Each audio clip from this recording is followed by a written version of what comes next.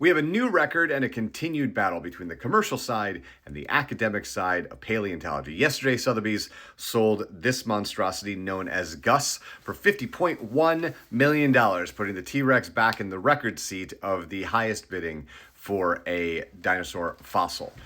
2020, the first T-Rex sold in this sort of condition for $38.1, I believe, million dollars. And then in 2024, a Stegosaurus went for 44.8, and now we got 50.1 here with Gus the T-Rex. The argument is that when a fossil like this is sold into private ownership, that the ability to research said T-Rex, because this one had you can't see it in this image, but had a healed rib bone, and there's some damage on the skull that it was chewed on by scavengers. There's some cool stuff happening with Gus that scientists don't want to be lost forever. What opens up this debate a little bit, though, is the buyer that bought the Stegosaurus has loaned said Stegosaurus to the Natural History Museum in New York for 4 years, and it's open to research. So there is a path where they can have their cake and eat it too.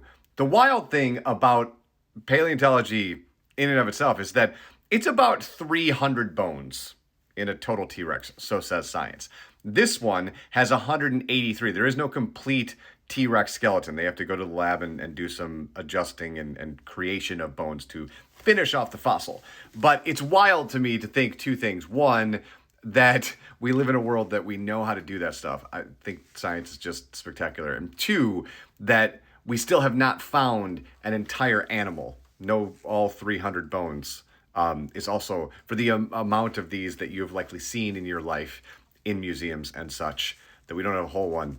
It's pretty cool. There's still things to discover.